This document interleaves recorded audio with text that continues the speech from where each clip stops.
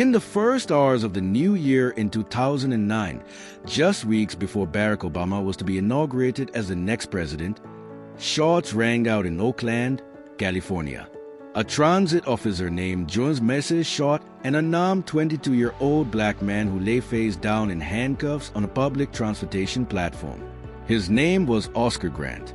Dozens of witnesses, many of whom were returning to Oakland after New Year's Eve celebrations, watched in horror.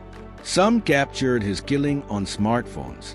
Shortly afterward, Black Oakland exploded in palpable anger, with hundreds then thousands of people taking to the streets demanding justice. Perhaps this outcry would have happened under any circumstance, but the brutality of Grant's death in the few weeks before the country's first black president was to take office felt like a shock of cold water. Police brutality had long been a fact of life in California, but the country was supposed to have entered into a post-racial parallel universe. The optimism that coursed through Black America in 2008 seemed a million miles away. A local movement led by Grant's family unfolded across the Bay Area to demand that prosecutors charge and try Philly. Protests, marches, campus activism, public forums, and organizing meetings sustained enough pressure to force local officials to charge Messe with murder. It was the first murder trial of a California police officer for a line-of-duty killing in 15 years. In the end, Messe, convicted of involuntary manslaughter, spent less than a year in prison. But the local movement foreshadowed events to come. As for President Obama, he turned out to be very different from candidate Obama, who had stage-managed his campaign to resemble something closer to a social movement. He had conjured much hope, especially among African Americans, but with great expectations came even greater disappointments. As we get into the video, don't hesitate to hit that like button, subscribe, and drop your comments below. Enjoy. Early in his administration, however, with the full effects of the recession still pulsing in black communities, the conflict between the black president and his base could be detected. Black America was amid an economic free fall as black wealth disappeared. As black unemployment was climbing into the high double digits, civil rights leaders asked Obama if he would craft policies to address black joblessness. He responded, "I have a special responsibility to look out for the interest of every American. That's my job as President of the United States. And I wake up every morning trying to promote the kinds of policies that are going to make the biggest difference for the most number of people so that they can live out their American dream." It was a disappointing response, even if that disappointment did not manifest itself in his approval ratings. In 2011,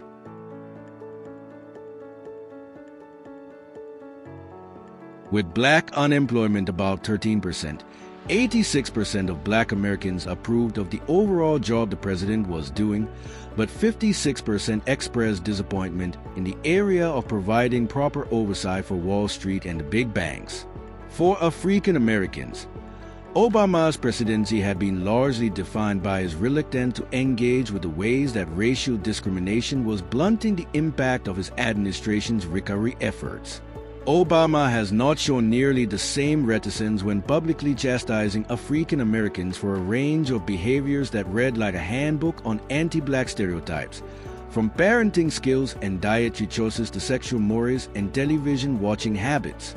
There is something disingenuous in focusing on poor and working-class black people, without any discussion about the ways that the criminal justice system has disappeared black parents from the lives of their children. When Obama talks about absentee black fathers, he never mentions the disparity in arrests and sentencing that is responsible for the disproportionate number of missing black men. Few media discussions about Obama's candidacy mention curbing the nation's criminal justice system's voracious appetite for black bodies. 1 million African Americans are incarcerated, and 1 in 4 black men between 20 and 29 are under the control of the criminal justice system. Over his first term, Obama paid no special attention to the mounting issues involving law enforcement and imprisonment, even as Michelle Alexander's The New Jim Crow described the horrors that mass incarceration and corruption throughout the legal system had inflicted on black families. None of this began with Obama, but it would be naive to think that African Americans were not considering the destructive impact of policing and incarceration when they turned out in droves to elect him. His unwillingness to address the effects of structural inequality eroded younger African Americans' confidence in the transformative capacity of his presidency. There was one moment when Black America collectively came to terms with Barack Obama's refusal to use his position as president to intervene on behalf of African Americans. Troy Davis was a black man on death row in the state of Georgia.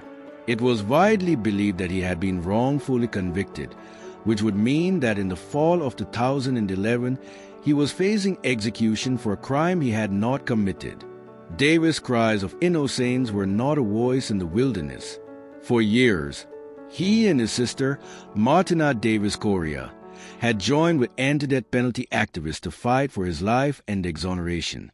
By September 2011, an international campaign was underway to have him removed from death row. The protests grew larger and more frantic as the death date crept closer. There were protests around the world. Support from global dignitaries rolled in as the international movement to stop Davis' execution took shape. The European Union and the governments of France and Germany implored the United States to halt his execution, as did Amnesty International and the former FBI Director William Sessions. A Democrat in the Georgia Senate, Vincent Ford, called on those charged with carrying out the execution to refuse to do it. We call on the members of the injection team, strike, do not follow your orders, do not start the flow of the lethal injection chemicals. If you refuse to participate, you make it that much harder for this immoral execution to be carried out.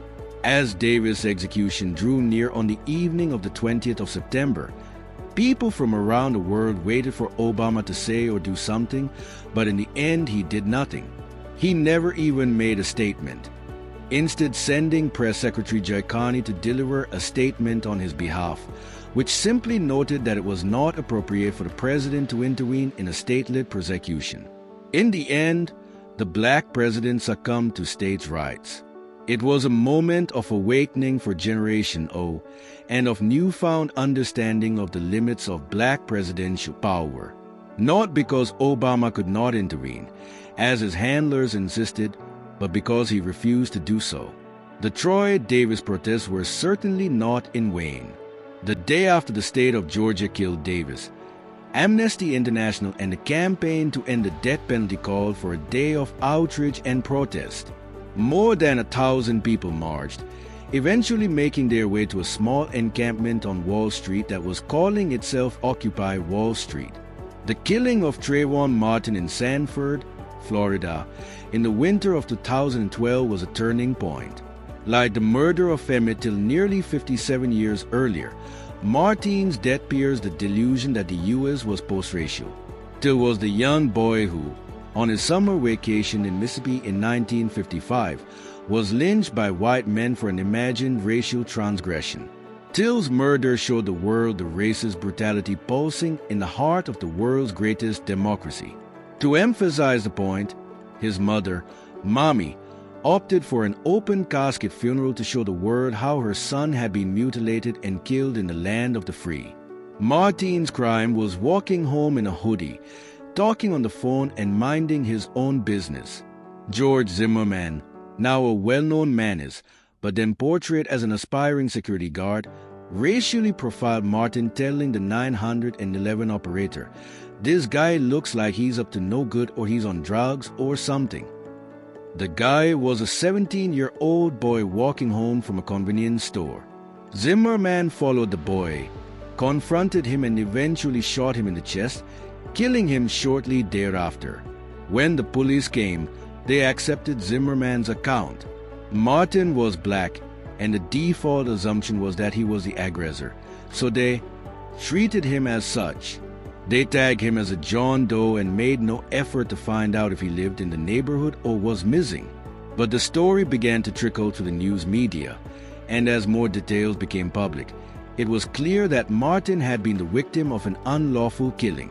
Trayvon Martin had been lynched. Within weeks, protests bubbled up across the country. The demand was simple: arrest George Zimmerman for the murder of Trayvon Martin. The anger was fueled, in part at least, by the overwhelming double standard. If Martin had been white and Zimmerman black, Zimmerman would have faced immediate arrest, if not worse. For weeks, Obama deflected questions, commenting only that it was a local case. It took more than a month for Obama to finally speak publicly about the case, saying, "If I had a son, he'd look like Trayvon. When I think about this boy, I think about my own kids." But he also said, "I think every parent in America should be able to understand why it is absolutely imperative that we investigate every aspect of this and that everybody pulls together, federal, state, and local, to figure out exactly how this tragedy happened." Obama could not come out and say the obvious, but the fact that he spoke at all was evidence of the growing momentum of the street protests that had been building for weeks. Martin's killing was a national and international embarrassment. Black people may have understood that Obama could not lead a social movement against police brutality as a president, but how could he not use his seat to amplify black pain and anger? It was exactly for moments like these that black people put Obama in the White House.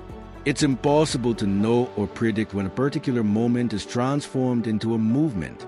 45 days after George Zimmerman killed Trayvon Martin in cold blood, he was finally arrested. It was the outcome of weeks of protests, many of which had been organized through social media, beyond the conservatizing control of establishment civil rights organizations. In the summer of 2013, more than a year after his arrest, George Zimmerman was found not guilty of the murder of Trayvon Martin. His exoneration crystallized the burden of black people.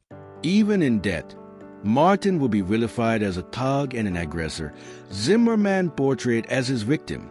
The judge even instructed both parties that the phrase racial profiling could not be mentioned in the courtroom, let alone used to explain why Zimmerman had targeted Martin. Obama addressed the nation saying, "I know this case has elicited strong passions, and in the wake of the verdict, I know those passions may be running even higher. But we are a nation of laws and the jury has spoken. We should ask ourselves as individuals and as a society how we can prevent future tragedies like this. As citizens, that's a job for all of us. What does it mean to be a nation of laws when the law is applied inequitably? There is a dual system of criminal justice, one for African Americans and one for whites. The result is the discriminatory disparities in punishment that run throughout all aspects of American jurisprudence.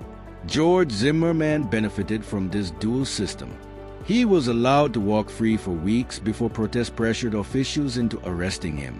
He was not subjected to drug tests, though Trayvon Martin's dead body had been. This double standard undermined public proclamations that the U.S. is a nation built around the rule of law. Obama's call for quiet individual soul searching was a way of saying that he had no answers. Out of despair over the verdict, the community organizer Alicia Gurja posted a simple hashtag on Facebook, Hush Black Lives Matter.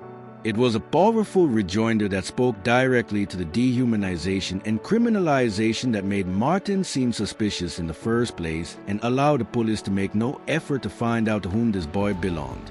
It was a response to the oppression, inequality, and discrimination that devalue black life every day. It was everything in 3 simple words. In the few weeks after the Black Lives Matter trend went sporadic, a number of police officers were killed in Dallas and Baton Rouge, and the nation has turned its attention to mourning their lives. President Obama swiftly condemned the violence as vicious, calculated, and despicable. Of course, every loss of life is tragic, but hundreds of police officers are not being killed every year. It is not a common occurrence to kill a police officer and not be charged with a crime. The amount of violence experienced by police officers is not comparable to that which they inflict.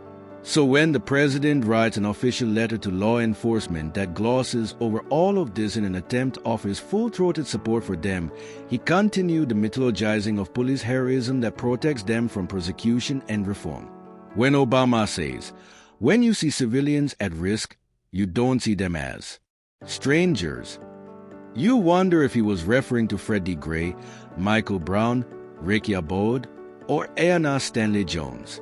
When he tells these police officers, you see them as your own family and you lay your life on the line for them.